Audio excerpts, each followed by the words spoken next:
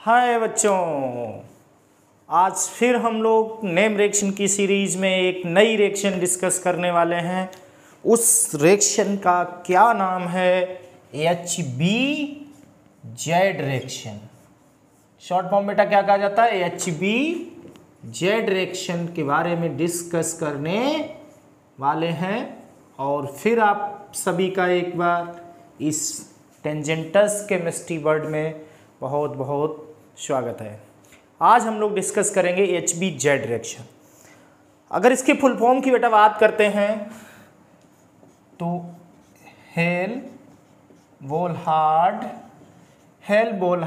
जेलस्की reaction. जेलस्की reaction spelling थोड़ी बहुत इधर उधर हो, कोई बात नहीं, बट रिएक्शन है HBZ। तो जैसा कि हम सभी जानते, जितने भी बच्चे हमारे जुड़े हुए हैं पहले से ही हमसे, वो सभी जानते नेम रिएक्शन की एक सीरीज सर लेके चल रहे हैं जो कि आने वाली एग्ज़ाम्स के लिए टारगेटेड है। और ऐसे बच्चे जो पहली बार आज हमें देख रहे हैं, मेरा लेक्चर पहली बार देख रहे हैं, वो tangents mini tangent classes YouTube platform को जल्दी से सब्सक्राइब करें। और जितनी भी नेम रिएक्शन के अभी तक लेक्चर आ चुके हैं सारे देखें, क्योंकि बहुत जल्दी ही आपके लिए आने वाला है रिएक्शन चार्ट कन्वर्जन। बहुत अच्छी तरह से करने वाले हैं, हर एग्जाम को कवर करेंगे। इससे पहले सारी नेम रिएक्शंस को अच्छे से देख लें, नोट कर लें, अपने नोट्स अच्छे से तैयार कर लें। याद रखिए, कोई PDF बेटर नहीं होती है। ठीक है, वो एक रिकॉर्डेड रखने के लिए अच्छी होती, लेकिन लेक्चर को देख के साथ में जो आप अपने नोट्स तैयार करेंगे, कुछ अपनी भी स्किल्स उसमें जब आप इंक्लूड करेंगे, तो वो नोट्स बेस्ट नोट्स होते हैं। इससे अच्छे आपको नोट्स कभी भी प्रोवाइड नहीं हो सकते हैं। तो सभी बच्चे अच्छे से लेक्चर देखें, चीज़ों को समझें, अपने नोट्स बनाएं, वो फिर बहुत अच्छा हो जाता है आपके लिए। तो इसी सीरीज में आज हम लोग HBZ रिएक्शन डिस्कस करने वाले हैं। छोटा सा टॉपिक है विद मैकेनिज्म ही बताएंगे। जैसा हम सभी जानते हैं कि जो हमारे 12th स्टैंडर्ड बच्चे हैं, कुछ मिनी 12th फाउंडेशन का मेरा मीनिंग है कि हम हमेशा 11th 12th के साथ साथ ऐसा लेक्चर लेके चलते हैं जिसमें basic meaning only 11th 12th, और ऐसा बेसिक जो एक एक बात को आप समझ पाए, उस पर डिस्कस करते हैं। देन वो रिएक्शन क्या है, NCERT पैटर्न क्या है, उस चीज़ पे डिस्कस करते हैं। किस तरह से आपके बोर्ड्स एग्जाम में आएगी, उस पर डिस्कस करते हैं। फिर मैकेनिज्म में meaning how to attain in competitive exam. तो फाउंडेशन का मीनिंग है 11th 12th बेसिक के साथ short trick, NCERT as well as higher standard exams, NEET and IIT mains जैसी एग्जाम को हम कंप्लीट कवर करते हैं अपने लेक्चर में। धीरे धीरे हम लोग पॉइंट्स को कवर करते हैं, धीरे धीरे चढ़ते हैं। तो इस सारी बातों को देखते हुए आप हर लेक्चर में इन चीज़ों को, हमारी नोट्स पहले बिल्कुल बेसिक, फिर NCERT कॉन्सेप्ट है क्या आखिर का, सारी चीज़ों को समझते हुए पढ़ते हैं रिएक्शन को। तो इस टेंजेंटस केमिस्ट्री वर्ड में जुड़ जाइए आप सभी जल्दी से, जिससे कि हम सभी मिलके बहुत आसान केमिस्ट्री को बनाने वाले हैं। चलिए बात करते हैं HBZ रिएक्शन। देखिए, अगर हम लोग शॉर्ट फॉर्म में बात करते हैं HBZ रिएक्शन का मीनिंग क्या है आखिरकार, तो हम अगर बहुत आसान वर्ड्स में लिखें तो हम लोग लिख सकते हैं हैलोजनेशन ऑफ कार्बोक्सिलिक एसिड्स। क्या बेटा करने वाले हैं यहाँ पे? कार्बोक्सिलिक एसिड्स का हैलोजनेशन करेंगे। क्लियर? पहली बात, कार्बोक्सिलिक एसिड का हैलोजनेशन करेंगे। और जैसे ही हैलोजनेशन वर्ड आता है तो आप समझ जाते हैं reaction with X2 meaning Cl2 Br2 I2 F2, है ना, जिसमें हैलोजनेशन में F2 आप रेयर केस में ही देखते हैं। हैलोज एक हमने आपको नेम रिएक्शन पढ़ाई हैलो, उसमें आप यकीन करिएगा, उसमें देखिएगा चीज़ों को, हमने बताया F2 क्यों नहीं पार्टिसिपेट करता है ज़्यादा हैलोजनेशन की रिएक्शंस में। हैलो फॉर्म में हमने डिस्कस किया है। तो हैलो फॉर्म लेक्चर एक बार जरूर देखिए इस बात को।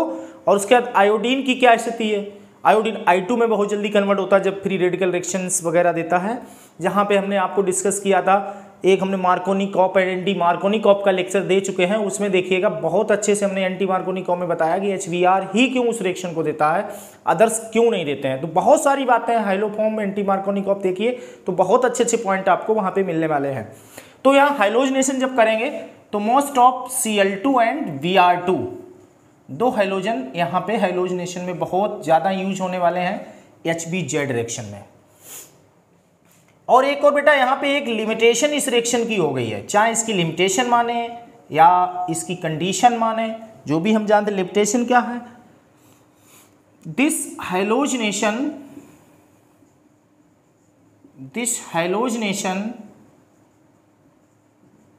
is possible only in carboxylic acids which have alpha hydrogens. ये बहुत बड़ा पॉइंट है, इस रिएक्शन का ध्यान रखें। अगर अल्फा हाइड्रोजन है तो ही कार्बोक्सिलिक एसिड वो HBZ रिएक्शन देगा, अदरवाइज HBZ रिएक्शन नहीं होगी।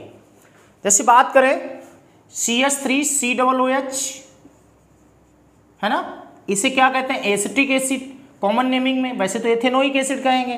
कॉमन नेमिंग लेक्चर जरूर देखें जिन बच्चों ने अभी तक नहीं देखा है। एक लेक्चर अलग से कॉमन नेमिंग का बनाया हुआ है, हमने बहुत शॉर्ट ट्रिक्स से वहाँ पे कॉमन नेमिंग पे डिस्कस किया। तो एसिटिक एसिड, एथेनोइक एसिड। अच्छा, अब हमारे अल्फा हाइड्रोजन्स क्या होते हैं? आप सभी जानते हैं, जो अल्फा कार्बन होता है जिससे फंक्शनल ग्रुप डायरेक्ट लगा होता है, इसके जो हाइड्रोजन होंगे वो हमारे अल्फा हाइड्रोजन्स होते हैं। नॉर्मल कॉन्सेप्ट याद रखिएगा, तो वो अल्फा हाइड्रोजन होते हैं भाई। पहला कार्बन अल्फा, फिर बीटा, फिर गामा, फिर डेल्टा। तो अल्फा कार्बन होता है, उसके जो हाइड्रोजन होंगे वो अल्फा हाइड्रोजन होते हैं। सिंपल वर्ड्स में हम लोग समझ सकते हैं, ठीक है बेटा। अच्छा, आप यहीं पे अगर HCOOH फॉर्मिक एसिड ले लें, ये तो इस रिएक्शन में पास हो जाएगा, ये इस रिएक्शन में पास हो जाएगा फॉर ये acetic acid, but formic acid fail हो जाएगा। क्यों? इसके पास अल्फा कार्बन ही नहीं है, तो अल्फा हाइड्रोजन कहाँ से आ जाएंगे? अब कहोगे सर है तो ये है हाइड्रोजन, ये अल्फा हाइड्रोजन नहीं है। अल्फा हाइड्रोजन का मीनिंग क्या? हमने क्या बताया? Carbons hydrogens of alpha carbon are called alpha hydrogen. याद रखेंगे, hydrogens of alpha carbon are called alpha hydrogens. Clear? तो यहाँ पे ये नहीं है अल्फा हाइड्रोजन, तो ये रिएक्शन नहीं दे। अब जैसे बेंजोइक एसिड की बात करें तो ये कैपेबल नहीं है इस रिएक्शन को करने में। अगर यहीं पे बात करें CH3CH2COOH की, यस ये दे देगा, अल्फा हाइड्रोजन है, तो ये पास हो गया, पप्पू पास हो गया, है ना। और यहीं पे अगर हम लोग इसकी बात करें, दे देगा, यस। ये नहीं देगा, ये दोनों नहीं देंगे, बट ये दे देगा क्योंकि इसके पास अल्फा हाइड्रोजन ये है, यहाँ अल्फा हाइड्रोजन ये है। तो ये सब HBZ रिएक्शन देने वाले हैं। तो समझ में आ गया ना, HBZ में हाइलोजनेशन से रिएक्शन करेंगे। और किसके द्वारा होगी ये भी जान लें। प्रेजेंस किसकी होगी? Red phosphorus. किसकी होगी? Red phosphorus, red P, but in very little amount, बहुत कम अमाउंट ली जाएगी इसकी प्रेजेंस में रिएक्शन होगी। तो बहुत ही कम, वेरी लिटिल अमाउंट होगी यहाँ पे। ऐसे यहाँ पे रिएक्शन, ये शायद आपको दिख नहीं रहा होगा, तो यहाँ पे वेरी लिटिल अमाउंट ऐसे लिख देते हैं, ठीक है, वेरी लिटिल अमाउंट। क्लियर? तो रेड फॉस्फोरस होगा बट बहुत लिटिल अमाउंट में लिया जाएगा, यहाँ पे बहुत कम अमाउंट होगी उसमें लिया जाएगा। मुख्य बातों को, बेसिक बातों को बेटा जल्दी से नोट करिए चीज़ों को। हाँ, स्क्रीनशॉट लीजिए, पॉज लीजिए, जल्दी से आगे बढ़ते हैं। फिर बेसिक बातें थी ये हमारी, क्लियर हो गया ना? चलिए ठीक, आगे अब हम लोग देखते हैं। बेसिक बातें हम लोगों ने डिस्कस कर ली। अगर एनसीईआरटी की बात करते हैं, एनसीईआरटी में ये रिएक्शन हमें किस तरह से दी जाएगी और क्या बनने वाला है, अगर एनसीईआरटी के अकॉर्डिंग बात करें। देखिए एनसीईआरटी की अगर बात करते हैं बेटा, थोड़ा आज गला ठीक नहीं है भाई, कोई बात नहीं, अगर आवाज़ में दिक्कत नहीं लग रही होगी ना। चलिए एनसीईआरटी की बात करते हैं। RCH2COOH। अगर बेटा लेक्चर अच्छा होता है, वास्तव में इसी वे में होता है, तो आप लोग कमेंट में थोड़ा सा सर को थोड़ा सा तो बनता ही है कि सर का कॉन्फिडेंस बढ़ाया जाए। तो इसलिए भाई अगर लेक्चर वास्तव में आपको लगता है हेल्पफुल है, वरना सर लगे पड़े हैं, तो थोड़ा बहुत कमेंट बॉक्स में भाई बताइएगा कि आप देख लेते हैं, अपना काम बना लिए, बस हाँ मेरा तो हो गया, अब हमें कुछ नहीं करना। तो थोड़ा बहुत भाई बनता है ना, कमेंट बॉक्स में अगर कुछ हमारी तरफ से सुधार करने की कोशिश है तो वो भी आप बताइएगा, क्योंकि आप बताएंगे, क्योंकि आप जो बताएंगे, हम जो लेक्चर दे रहे हैं, जो आपको पढ़ा रहे हैं, आपके लिए बेटा पढ़ा रहे हैं। अगर कुछ कमी लगती वो भी आप हमें बताइए, कमेंट बॉक्स में बताइए, मैं तुरंत तक जितनी कोशिश कर पाऊंगा उस पर सुधार करने की कोशिश करूंगा। और अगर अच्छा है, बेटर है आपके लिए, आपकी स्टडी में केमिस्ट्री को इजी बनाने में मदद कर रहा है, तो लाइक तो ज़रूर कीजिए और थोड़ा बहुत ऐसा कीजिए कि जिससे हमारा कॉन्फिडेंस बढ़े, हमारा साहस बढ़े, जिससे और केमिस्ट्री को इजी बनाए और अच्छे से अच्छे लेक्चर तैयार करके आप लोगों के सामने लेके आए। तो यहाँ से एनसीईआरटी की बात करें तो फर्स्ट में ऐसे लिखा होगा रेड पी ये प्लस X2 एंड सेकेंड होगा हाइड्रोलाइसिस H2OH+, बनने वाला प्रोडक्ट बेटा इस तरह से CHX COOH होगा। इसे बोलेंगे alpha hello carboxylic acids, alpha hello carboxylic acid. क्या नाम होगा? अल्फा हैलो कार्बोक्सिलिक एसिड, है ना बेटा? नाम क्या होगा? Alpha hello carboxylic acid. तो ये बहुत आसान वे में हम लोग ध्यान रख सकते हैं। क्या हुआ? हाइड्रोजन यहाँ पे हुआ, तो यहाँ से अल्फा हाइड्रोजन इस तरह से निकल जाता है। अब अगर हम लोग नॉर्मली कॉन्सेप्ट्स में करना चाहें तो याद रखना बेटा, जैसे CH3 COOH एग्जाम्पल में लिया, इस तरह से CH3 COOH हाइड्रोजन, भाई ये अल्फा कार्बन होगा, COOH हाइड्रोजन Cl2 आ गया, रेड पी इस तरह से लिखा हुआ होगा, H2OH+, ठीक। तो हम लोग डायरेक्ट जो हमारी शॉर्ट ट्रिक होगी, अभी मैकेनिज्म, ये रिएक्शन कैसे हुई मैकेनिज्म पे कंप्लीट डिस्कस कर लेंगे, एक एक पॉइंट को आपको बताएंगे। तो इस तरह से आप देखिएगा कि यहाँ से एक अल्फा हाइड्रोजन लेते हैं और इस तरह से हमारा क्या निकल जाएगा? H+, एक तरह से हेलोजनेशन है, फ्री रेडिकल जैसी स्थिति बनती ना हेलोजनेशन में मोस्टली, लेकिन हर जगह फ्री रेडिकल हो ऐसा कोई ज़रूरी नहीं होता है। हमने कई जगह आपको बताया है ना, जैसे इलेक्ट्रोफिलिक सब्स्टिट्यूशन इन बेंजीन, वहाँ पे, यहाँ पे भी मैकेनिज्म देखेंगे ओवरऑल स्थिति क्या होगी। तो HCl निकल जाएगा, एक हेलोजन लग जाएगा Cl CH2 COOH, तो इसका नाम क्या हो जाएगा? अल्फा क्लोरोएसिटिक एसिड, है ना? क्या होगा? Alpha chloroacetic acid. और क्या निकल गया? HCl, ठीक है। इसी तरह से क्या ये रिएक्शन यहीं रुक सकती है? देखिए ये रिएक्शन तो HBZ हो गई, लेकिन अकॉर्डिंग टू क्वेश्चन और अगर डिमांड होती है तो और हम लोग कर सकते हैं, एक बार हेलोजनेशन और करा सकते हैं। रेड पी H2OH+, यहाँ से फिर एक अल्फा ले लेंगे, फिर HCl निकल जाएगा, Cl CH COOH या HCl। इसे बेटा हम लोग ये भी बोल सकते हैं CH Cl2 COOH। इसका नाम क्या होगा? Alpha dichloro acetic acid. क्या नाम होगा? अल्फा डाइक्लोरो एसिटिक एसिड नाम होगा इसका। इसी तरह से अभी अल्फा, जब तक अल्फा हाइड्रोजन है तब तक इस रिएक्शन को कैरी ऑन हम लोग रख सकते हैं। फिर क्वेश्चन की डिमांड है कि कितना क्वेश्चन पूछ रहा हमसे, कितना हमें करानी, कहाँ तक रिएक्शन करानी है। तो यहाँ पे फिर Cl2, red P, H2OH+, acidic medium, तो फिर एक बार अल्फा हाइड्रोजन HCl निकल जाएगा, इस तरह से Cl COOH और HCl निकल जाएगा। या इसे इस तरह से लिख सकते हैं CCl3 COOH, है ना? एक ही बात है। तो यहाँ से इस तरह से कंप्लीट HBZ रिएक्शन हम लोगों ने कर ली। बेसिक वे में अगर करें हम लोग, शॉर्ट ट्रिक से करें, तो इस तरह से हाइलोजनेशन कर सकते हैं। जितने अल्फा होंगे उतनी बार हम लोग हाइलोजनेशन बहुत आसानी से कर सकते हैं बेटा। देख रहे होगे ना, जिस तरह से एल्केन्स वगैरह हम करते हैं सेम प्रोसेस है। अल्फा पोजीशन पे हम लोग हाइलोजनेशन बहुत आसानी से करने में लगे हुए हैं, कोई दिक्कत नहीं है। माइक थोड़ा गड़बड़ कर रहा है भाई, आप लोग जल्दी से पोज ले लीजिए, स्क्रीनशॉट ले लीजिए, तब तक मैं अपना माइक सही कर लेता हूँ। ठीक है बेटा, चलिए जल्दी स्क्रीनशॉट लीजिए। बेसिक बातें हो चुकी थी पहले, अब हम लोगों ने डिस्कस कर लिया है कैसे इस रिएक्शन को करेंगे, कब तक इस रिएक्शन को कर सकते हैं, इस चीज़ को भी हम लोग समझ चुके हैं।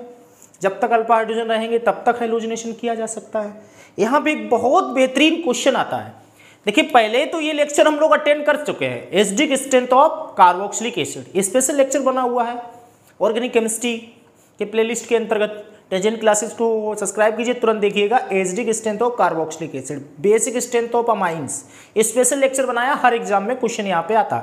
फिर भी एक बार डिस्कस करा देंगे जब, क्योंकि कार्बोक्सिलिक एसिड कौन था, एसिटिक एसिड। इसके बाद कितने सारे एसिड बने, alpha chloro, alpha alpha die chloro, alpha alpha try chloro acetic acid, alpha alpha try chloro acetic acid,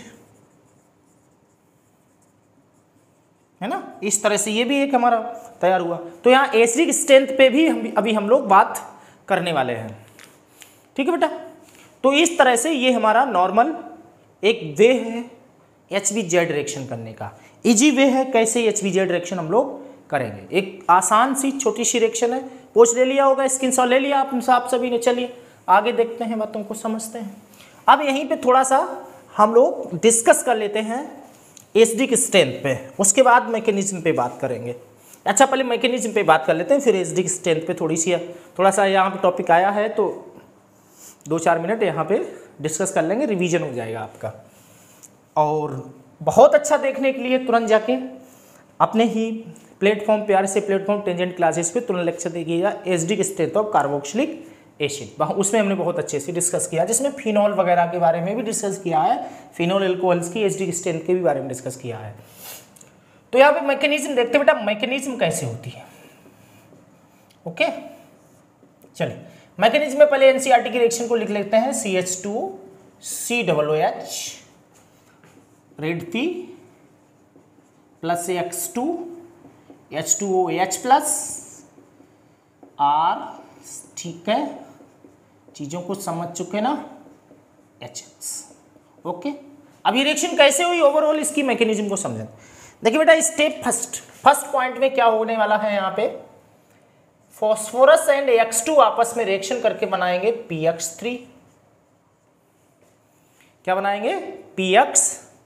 अगर बैलेंस करें तो यहाँ पे 3 कर देते हैं, और यहाँ पे 2, और यहाँ पे 2PX3 बना देते हैं। तो पहले PX3 बनेगा। और आपको याद होगा हम लोगों ने एल्कोहल्स में एक रिएक्शन करते थे, ROH की रिएक्शन, जैसे PX5 से SOX2 से, याद होगा। इस तरह से जैसे PX5 से कर रहे हैं तो क्या करेंगे, यहाँ पे 3 पार्ट में तोड़ देंगे इसे, इस तरह से, एक एक्सिस से और PX3 है एक्सिस से। देखिए प्रोडक्ट बन गया आसानी से। इसी तरह से अगर SOX2 से कर रहे थे, एक एक्सिस से SO से, और आसानी से प्रोडक्ट RX हाइलोएल्केन बन जाता था। तो इसी तरह से PX3 से भी होती थी। तो जहां एल्कोहल्स होगा ये लोग रिएक्शन करके तुरंत हाइलोएल्केन्स बना देते हैं। क्या बनाएंगे बेटा, हाइलोएल्केन्स का फॉर्मेशन कर देंगे ये लोग। ठीक है, तो PX3 पहले बनेगा। अब बात करेंगे कार्बोक्सिलिक एसिड, हमारा आएगा second step, RCH2 C double bond OH PX3। तो आपको पता जब एल्कोहल की स्थिति ये है तो ये तो किस में बदल जाएगा, हैलोजन में, हाइलो बना देगा, हाइलोजन आ जाएगा यहाँ पे। तो RCH2 C double bond O, और यहाँ आ जाएगा X, हाइलोजन बन जाएगा। यहाँ से एल्कोहल को ये यहाँ से गायब हो जाएगा और इसकी जगह X आ जाएगा। इस कॉन्सेप्ट में देखिए यहाँ पे केवल किसका फॉर्मेशन होगा, RX का होगा। और एल्कोहल्स की बहुत फेमस रिएक्शन है ये, PX5 SOX2 या PX3 वगैरह से जब होती है। तो यहाँ जो OH होगा यहाँ इसकी जगह हाइलोजन आ जाएगा। अब चीज़ों को क्या देखेंगे यहाँ पे बेटा, ये हमारा है, ये है कार्बोनिल ग्रुप, मीनिंग ये है कार्बोनिल ग्रुप, या इसे कीटोन कहेंगे। कीटोन मीनिंग इसी को बेटा हम लोग कीटो फॉर्म भी कह सकते हैं। बहुत आसान वे में मैकेनिज्म को समझिए। अब इसके पास अल्फा हाइड्रोजन भी है। अब जैसे अल्फा हाइड्रोजन है तो ये एक डायनेमिक फॉर्म आप समझ गए होंगे, टाइटोमेरिज्म बन जाएगी। यहाँ पे टाइटोमेरिज नेगेटिव हो जाएगा, दैट इज पॉजिटिव।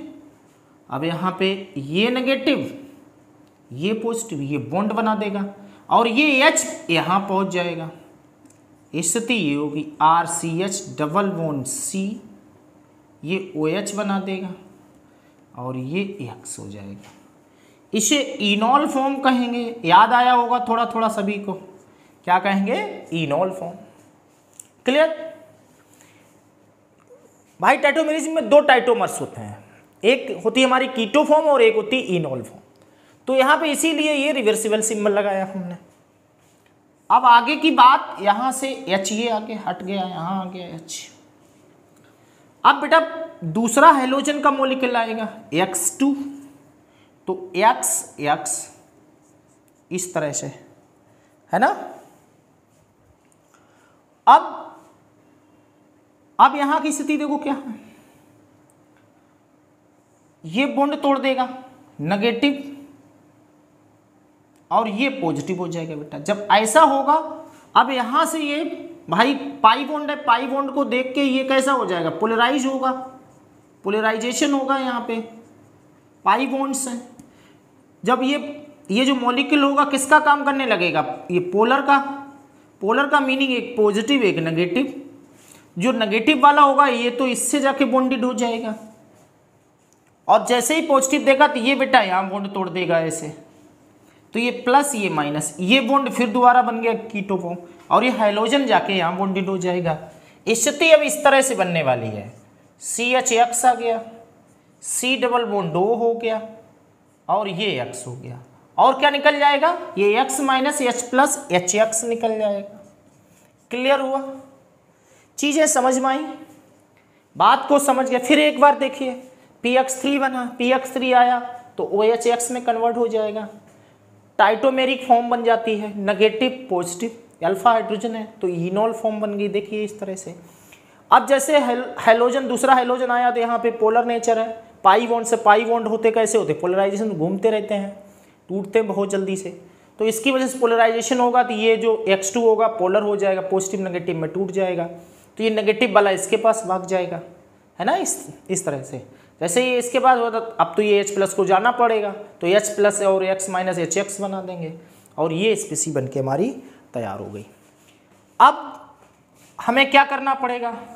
ये जो स्टेप H2 फर्स्ट ये करना होता, सेकेंड ये। अब हाइड्रोलाइसिस करेंगे, HOH H प्लस हाइड्रोलाइसिस कर देंगे, ये प्लस माइनस, अब ये यहाँ नेगेटिव और ये पॉजिटिव, ये बेटा क्या निकल जाएगा? HX और ये OH से लग जाएगा, फिर जाके हमारा इस तरह से C डबल बॉन्ड OH बन जाएगा, ये फिर कार्बोक्सिलिक एसिड बन गया और HX हमारा निकल गया।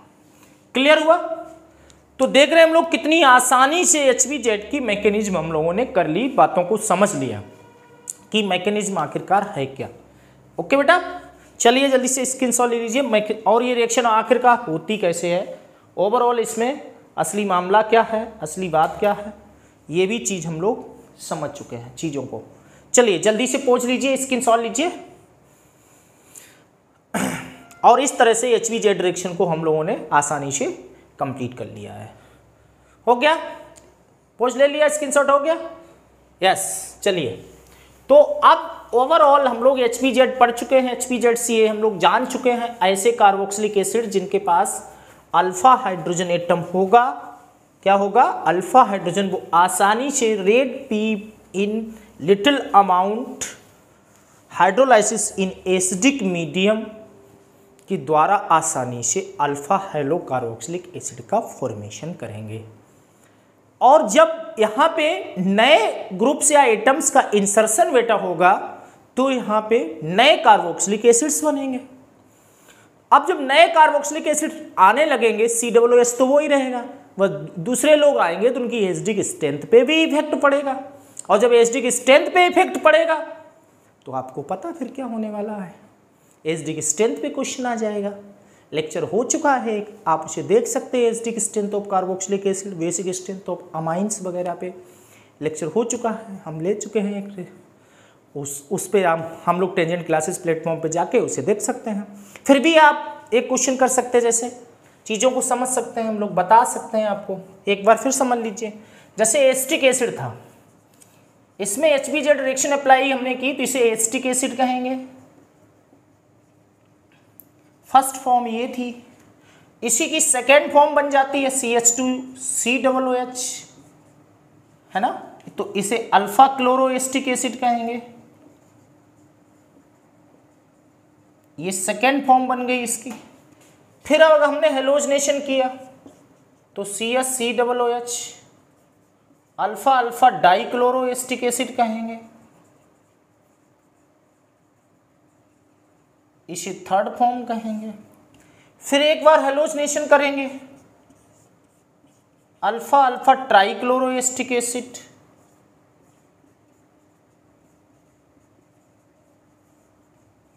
एसिटिक एसिड कहेंगे। नंबर 3, नंबर 4 कह सकते हैं। अब बात आती है यहाँ सबसे अच्छा एसिडिक कौन होगा, सबसे अच्छा एसिड कौन होगा। अगर बात करें तो बेटा अगर हम लोग देखते हैं यहाँ पे C+OH-,